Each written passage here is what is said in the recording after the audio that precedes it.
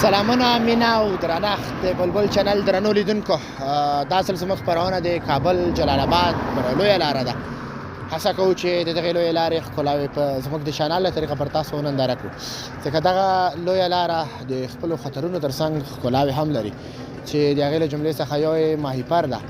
موږ کوشش کوو چې زموږ د چینل له طریقه د دغې لارې ښکلاوې پر تاسو ننداره کړو، تر څو هغه ورونه او خویندې چې په دغه لاره یا راغلي نه دي او یا مسافر دي له دغه ښکلاو څخه خوند واخلي. له موږ سره پاتې شئ او دا ښکلاوې وګورئ.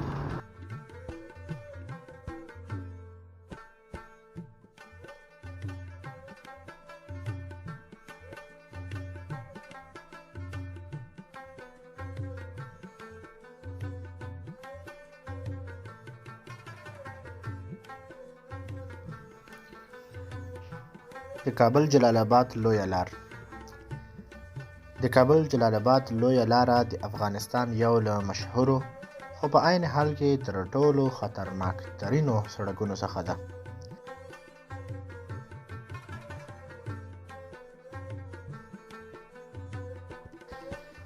دا لاره د کابل ښار د پرچرخي سیمې څخه پیلیږي او د سروبي او ماهیپر له غرنیو درو څخه تیریږي تر څو جلال آباد ته ورسیږي.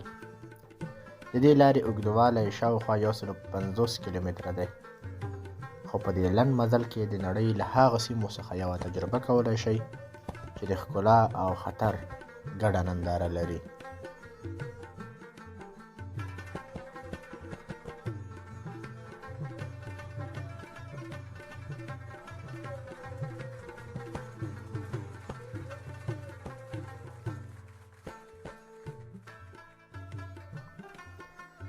د کابل جلال آباد لاره د نړۍ د خطرناکو لارو په کتار کې راځي.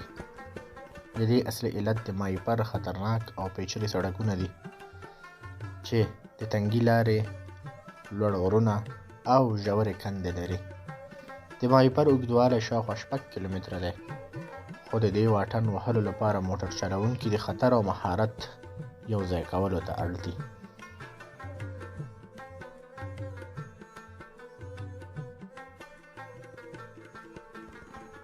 دې لارې ته د نړۍ له ګوټ ګوټ څخه د سیلانیانو پام ځکه اوړي چې د دنګو غرونو او د کابل سیند ښکلا د لارې دواړه خواو ته ځای لري. په ځینو ځایونو کې غرونه د سیند تر څنګ داسې ښکاري لکه د طبیعت یو هنرکار چې په خپلو لاسونو جوړ کړی وي. دا لاره د هغه کسانو لپاره ځانګړې ده چې د خطر تر څنګ له طبیعت سره هم مینه لري.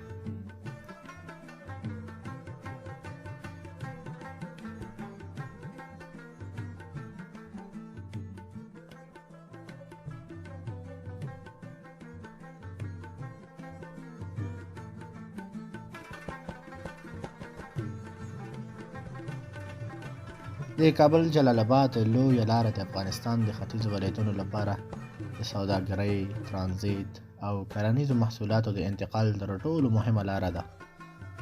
په لاره کې ځانګړي هوټلونه شتون لري چې پکې د ماهي مشهوره خواړه وړاندې کیږي او دا د لارې مینوالو لپاره یوه خوندوره تجربه ده.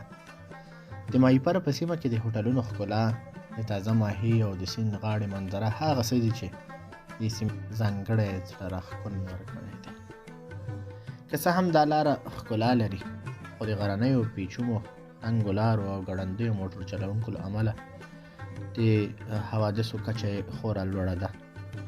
له همدې امله احتیاط او مهارت لرل د دې لارې د خوندي وهلو لپاره ډېر اړین دي.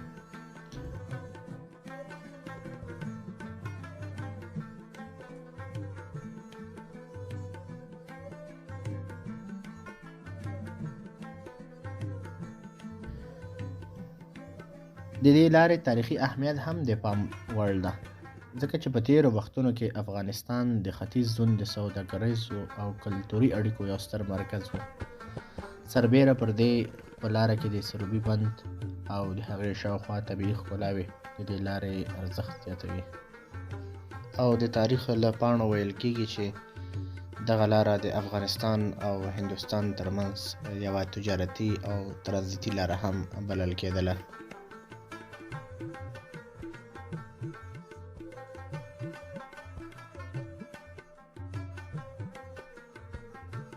د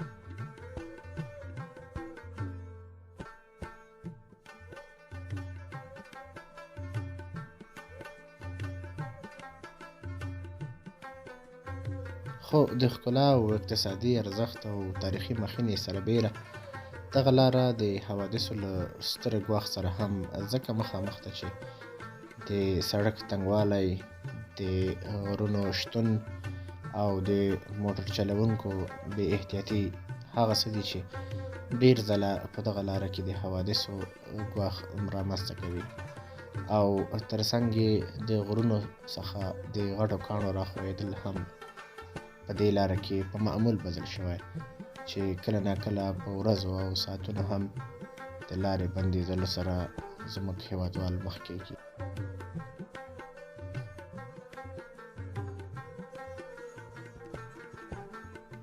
نو د زیات خطر په درلودلو سره اړینه ده چې اړوند مسؤلین د دغه سړک په بیا رغونه او یا هم په یوه بدیله لار باندې غور وکړي.